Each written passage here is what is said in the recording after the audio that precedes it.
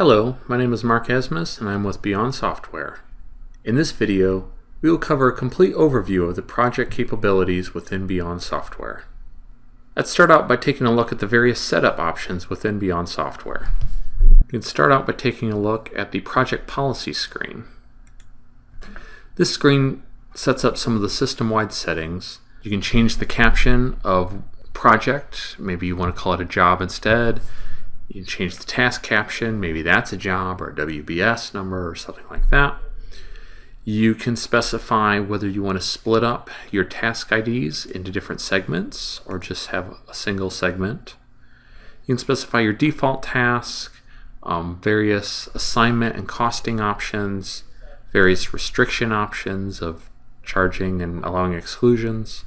You can set up a couple global defaults for resources. There's an option to have the system auto number new project IDs, otherwise you can specify your own project ID. And you can also hide some fields in time entry. Say you don't really need to see the task description, you can uncheck the checkbox and it'll automatically hide the task description from the end user's point of view, simplifying that time entry screen for them. Next, let's take a look at the project accounts setup screen. The project accounts screen allows you to specify a friendly name for various project-related accounts and then tie that back to a GL account number. In addition to creating a more user-friendly experience by providing a friendly name instead of a GL number, you also get to control what type of account they are, whether it's an expense or revenue. You get to control where on a invoice these amounts would show. You can have labor amounts show differently on an invoice than, say, reimbursable expenses. You can also optionally choose whether or not to require various things, such as whether you want to require a project, whether you want to require a resource, a labor category, whether you want to require units or quantity to be entered against transactions, and whether this account is budgeted. After project accounts, probably want to set up some expense categories. Expense categories help provide a more user-friendly option when entering expense reports. Also get to specify what GL account those expenses go to, and you can optionally specify a standard unit cost. The obvious use case for this is, of course, mileage, which is often expensed at a standardized unit cost. Next, we can take a look at the billing rates. You can set up billing rate tables, as many as you like. I currently have two, one called fixed price and one called time and expense. You can set up as many of these as you like, and the billing rate table does a number of things for you. The first thing it does is defines what accounts are billable. In the example we see here, I have lines set up for project account direct labor and lines set up for account reimbursable expenses. That indicates that amounts booked to those two accounts are billable and should flow over to my invoice. In addition to determining what is billable and what is not, you also specify the rate markup that you want to apply to this. You can specify a unit rate. For example, in labor's scenario, I could specify a rate of $75 per hour, or you can specify a percent markup. In the scenario of reimbursable expenses, maybe I want to mark up my expenses 20% and then bill that through. Here I've specified an amount rate of 1.2. The rates do have effective dates, so you can keep a whole history of your rates as they may change. You can also override rates for specific labor categories, or you can override rates for specific resources right in the screen. Say if a particular resource or a particular labor category demands a different billable rate. These billing rates are later attached to a project on a project-by-project basis, again giving you control to allow one project to behave differently than another project in terms of billing.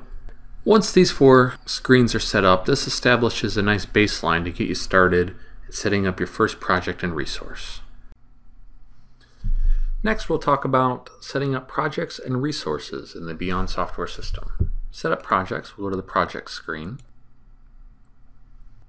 And I'll start by finding an existing project. And here we can take a look at the project. The project ID is free form, so you can enter in whatever you like there. You can enter in more details in the description field. You can use the type field to group certain types of projects together. This type field is modifiable, so you can create your own different types for whatever makes sense for you. Status, you can make it active or inactive. You can populate a proposed planned start and end date for the project. You can optionally require tasks or not. If you have a project that doesn't really need tasks, you can turn this off. Or if you have a project that does need tasks, you can simply turn it on. Project Manager, you can specify the project manager and various defaults from a GL perspective. On the Task tab, you can set up your tasks, as many as you like. Set up a second task here. In the task IDs, again, you can specify up to a 10-character ID. You can segment that up into 4 different segments. And then in the description, you can expand upon what that task is about, make it more unique, and populate the start and end dates, task manager, status, things like that. On the billing side, you can specify the customer ID, the terms, if there's a PO number that the customer requires, you can enter it there.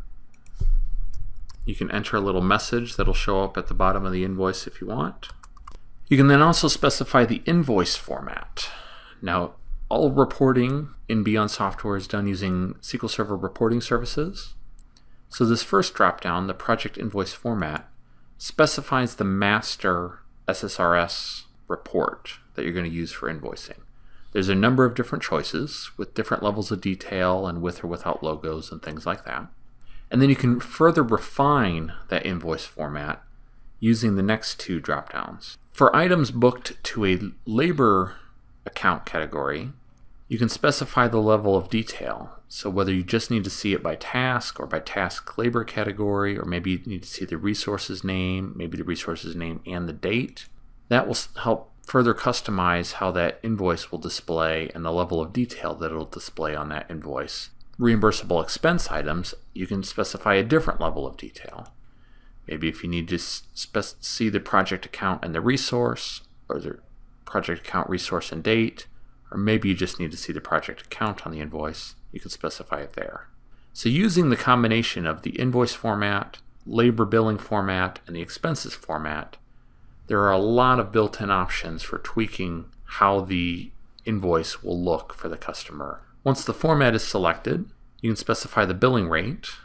The billing rate, if you'll remember in our setup, specifies not only what items are billable, but also the rate at which they'll be billed or marked up.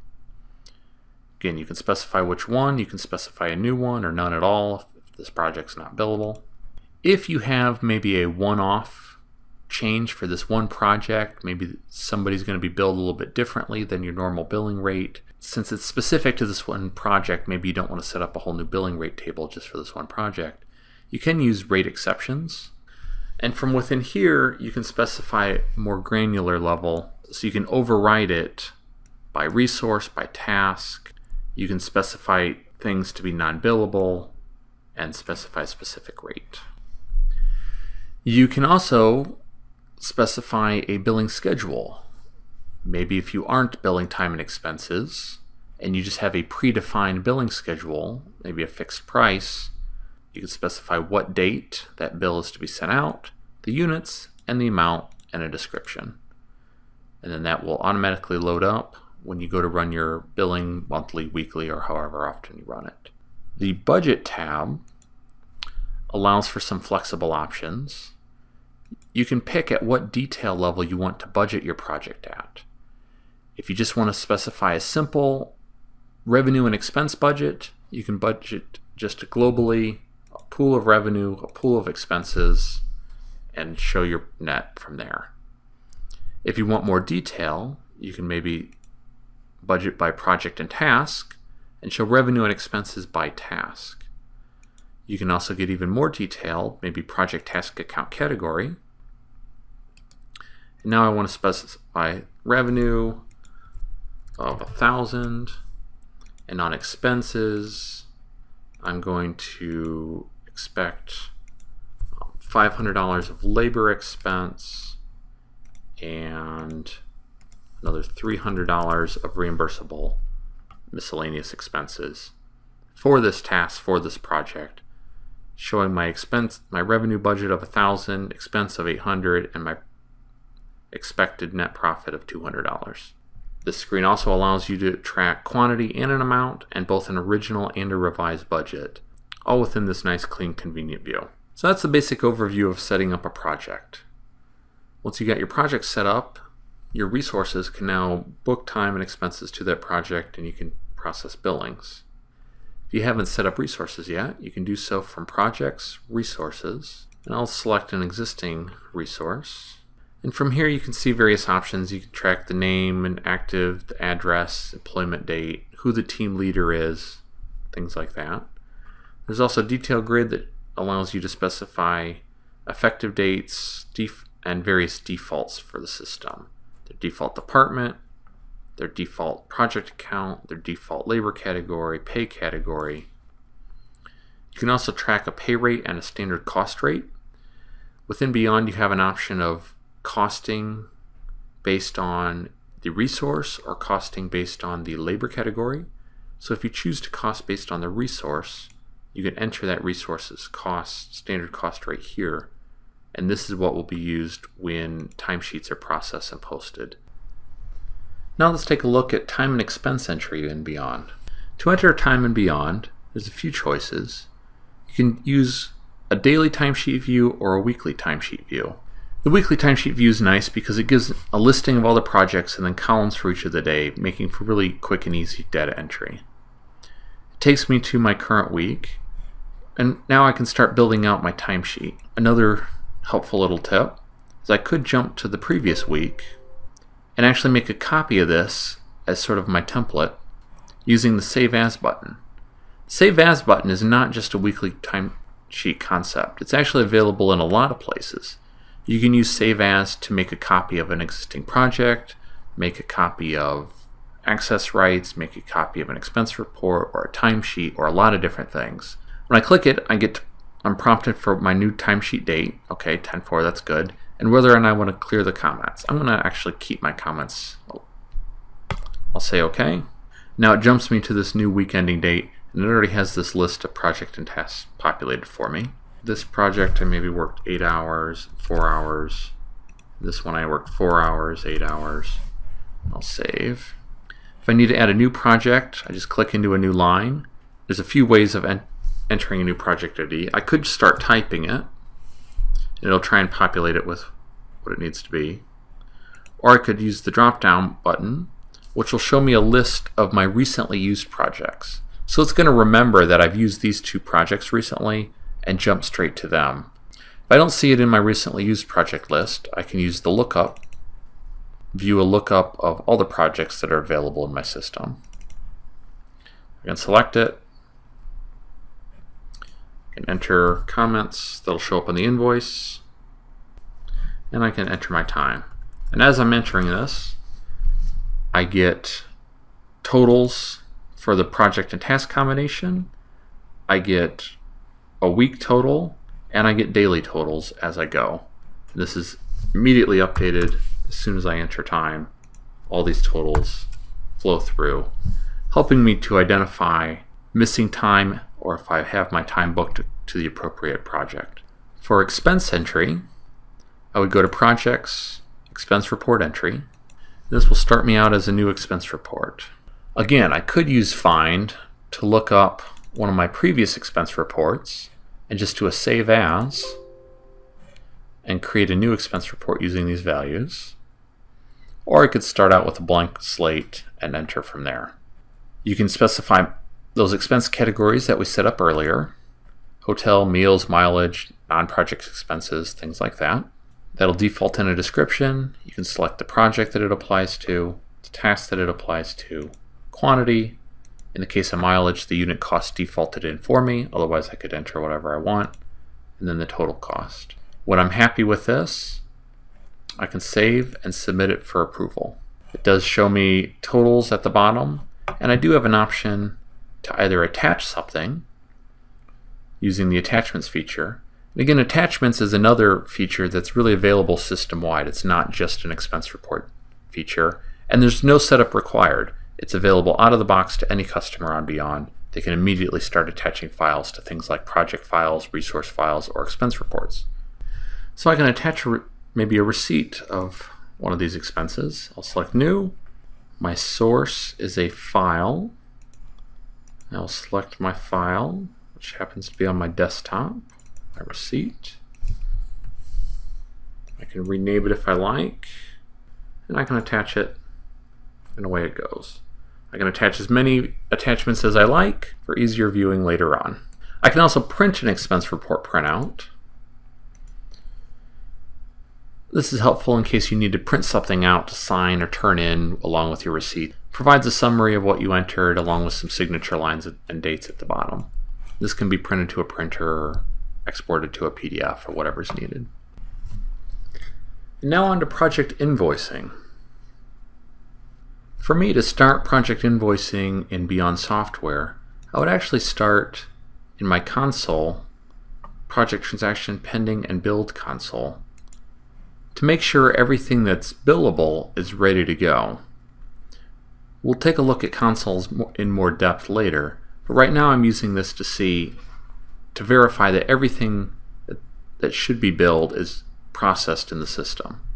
I can take a look at this project and expand the details.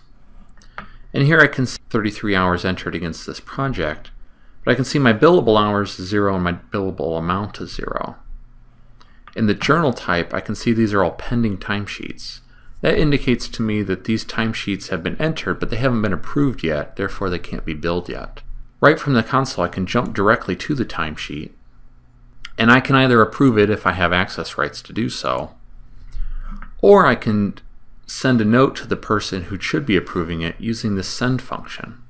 Send function is another system-wide feature that can be used almost anywhere to quickly send a note to another resource on a particular topic or on a particular screen. So I can select who I'm going to send this to, and I'll note, this is a high priority. I'm getting ready to bill, and it's due today. So I will send this off. I'll take a look at jump back to my console and take a look at another project. And I can see a number of these are posted expense reports, a lot of other pending timesheets, but these are posted expense reports. And now I can see these have costs. So I can see on this project I have 213 hours billable for $16,000 waiting to be billed. So if I'm ready to build this particular project, I can go to Projects, Project Invoices. I'll select my project.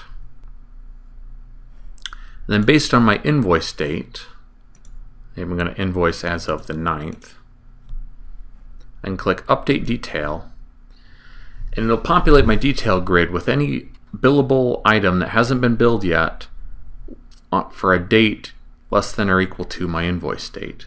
So this will bring in all my billable units, the amount. At the bottom it'll show me a summary of billed to date, what's currently billable, anything that I might be writing off. Select Save on this. If there's a particular item that I don't want to bill, I can always unselect it and save it for later. Or if there's something I need to write off, I can simply write it off on the fly here. Again, if I'm happy, I can save again. And I can preview what this is going to look like. The invoice is still pending, but I can already take a look at what my invoice is going to look like. So if I print my project invoice, I'm presented with a couple options on whether I want to display the quantity or rate or not. I can click View Report. Now the invoice is displayed to me. And for this particular one, since all the items are reimbursable expenses, and that's the only level of detail I selected, this is what's displayed. And close out of here. And if I'm happy with it, I can post it and then print it for real. You also have an option of actually playing with the different formats. Maybe on this particular invoice, the customer's requested a more detailed layout. So I can one-off select one of the other invoice formats and see how it's going to look with this particular detail set. And now I can see a much more detailed version of this invoice in case they're requesting a more detailed breakdown of these expenses that were being billed. The invoice itself can be printed to a printer or exported. I can select export this report to a file, and I'm presented with a number of export options, including popular formats such as Adobe PDF or Excel. Now let's take a look at the various reporting options within Beyond Software. There are two main ways of getting data out of the Beyond Software system. One is through using the consoles, and the other is through using the classic reports. Consoles, a customizable way of querying and grouping data. There's a number of high-level consoles available out of the box, such as the project console, which provides a very high-level overview of project information, down to a project task summary console, which shows information broken out by project and task, all the way down to a transaction level detail. Another handy console is the project transaction pending and build console. When you first launch this console, you're presented with the default view. I'll go ahead and execute it to see what kind of data comes back. This console is handy because it shows all of the billable and potentially billable items that are logged in the system.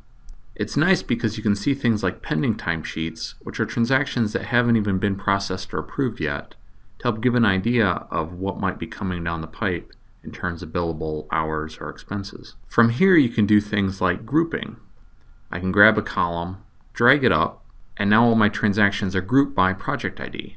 And if I want to see the details, now I can expand to see those details. I can group by other columns as well, just simply by dragging and dropping. So maybe I'll group by journal type. Now I can expand on my project, and now I see a summary by journal type. So I have 17 process expense report items, and I have 5 submitted expense reports. And I can see subtotals for each of those line types.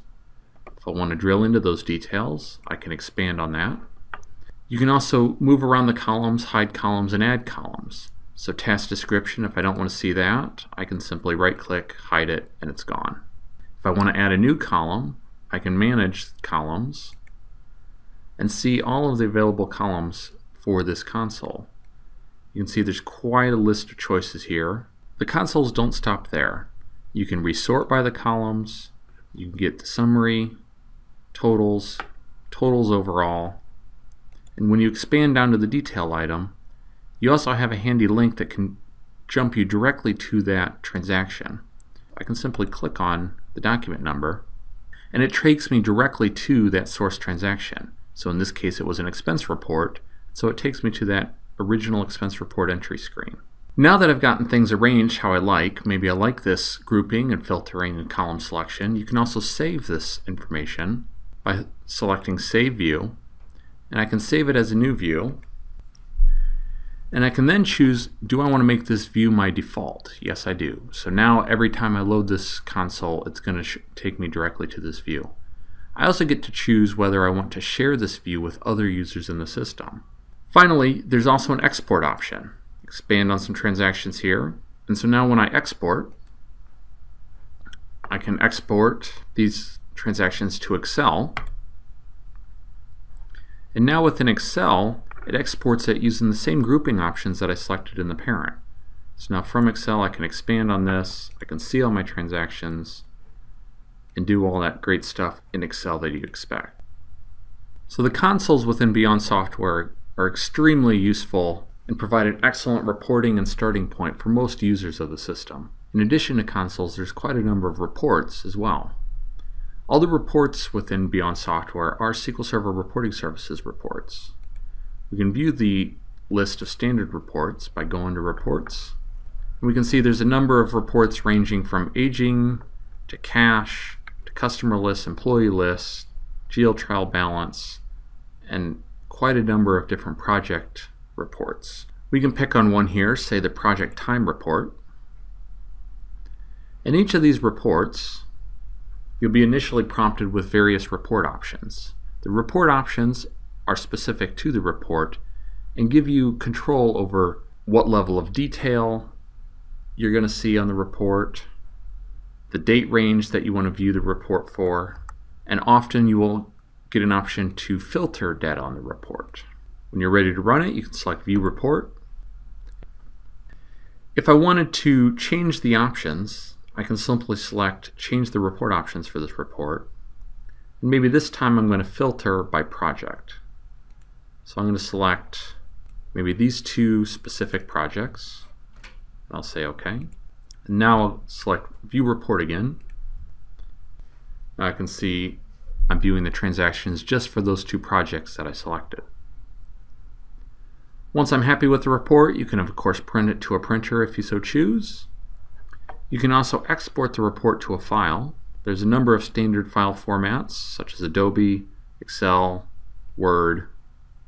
If this is a report that I plan to run often, I can actually add this reports to my favorites menu. And when I do this, I can give it a friendly name, and I can have it save those report options that I initially selected so that I don't have to select those every time. Once added, it'll show up under the favorites menu as a favorite. Finally, I can also send this report to another user. If I want them to see this, I can simply select send, select what user I want to show this report to, enter my subject and message, and select send. Beyond Software has a number of usability features that help make using the software quick and easy for end users. Let's take a look at a few. One quick feature that end users can find a lot of value in is the favorites. Say I'm a project manager and I do a lot of work in the project screen, maybe also in the billing rates screen, and finally in the customer screen. So these are the three screens where I spend most of my time. First, you'll find that it's very easy to jump between the screens. They just open in separate tabs, and I can jump between the two quick and easy. I can also make these screens my favorites. I'll select project as a favorite, and I can optionally load this automatically at startup. This way, as soon as I log into Beyond, the screens that are most useful to me are immediately presented and I'm ready to go. I'm going to add billing rate, and I'm going to add customer. Now, the next time I log in, these three screens are automatically going to load for me, and I can dive right into my work. Now let's sign in as an end user. This user would typically enter time and expense, so they're configured to where the weekly timesheet and the expense report entry screen are presented immediately. And here they are. Immediately after signing in, they can get to work entering their time, their expense report. They save and do what they needed to do and close out of the system. Now I'll sign back out and sign back in as myself. Let's take a look at the send feature. I'll log back in as the admin. The send feature is another nice option. Say for instance you were reviewing some items in a console and you had a question about a pending expense report. I can again jump directly to that expense report. And maybe I want to ask this resource to be sure to complete their expense report so we can get things billed. I'm going to select send, enter the user's name, enter a subject and a message, and I'll send. Now when the end user receives this, let's take a look at what that looks like. And the user can both receive an email and it'll show up in their My Tasks screen. Here I can see the message, please review, from the administrator. Priority is high, please review. Please complete this expense report ASAP. Complete it, I can actually just click on the subject. It'll take me directly to that expense report with that document already pulled up so that I can submit it and be ready to go. Other nice usability features include the fact that it'll remember if I were to rearrange or resize columns and data entry screens. Different users might want to see things a little bit differently, so if I were to rearrange these columns, when I close and come back into expense report entry, it's going to remember the fact that I rearranged those columns. And there they are. Other nice things include lookups. Say I was in timesheet entry. In most of these lookup screens, they act a lot like consoles. You can rearrange the columns, you can unhide or hide different columns, you can filter on the columns, and then you can save these filters. So again, if my default lookup view wanted to just show me these columns in this order with these status, I can save that, save it as my default view, say OK, and now every time going forward when I use this timesheet lookup, it's going to show me this same look and feel. Now let's take a look at a couple of quick items in terms of Beyond Software's architecture. Beyond Software is a hosted solution. The data center is hosted, so there's no major IT investment needed on your part. Backups and upgrades are handled for you and become very simple. It's also simple to create test environments whenever you might need one to test a new setup or to help train a new user. Software is built on web services and utilizes a modern SQL Server reporting engine. There's also a flexible and granular security model to help secure various screens, processes, and reports. Let's take a quick look at that. In Beyond, under Administration, Setup, Roles, there's a number of out-of-the-box roles configured and targeted to specific types of users. For example, if we took a look at the Time and Expense user role, we can see that they have access rights to things like entering timesheets and expense reports. They also have a few standard reports, such as an expense report and printing a project timesheet. Compare this against the System Administrator role, which gives full rights to everything, all processes, all screens. If you wanted to create your own role, you can either start one from scratch or make a copy of one that already exists using the Save As feature. I'll name it. And now I'll get to tweaking the access rights just how I like. Maybe for this new role I don't want any access to financials or administration, but I do want full rights within project and reports. Except I don't plan on using daily timesheets, so I'm going to remove that. I don't plan on using resource scheduling, so I'll turn that off as well. Then on the other screen, I want users in this role to be able to approve things except their own. So I'm going to unselect Approve My Expense Report and Approve My Timesheet. And I can then begin adding users to this role through the user screen, or I can add users directly in here, simply by selecting the users who should belong in this role. I select Save, and I'm done. This concludes our demonstration of the various capabilities of Beyond Software.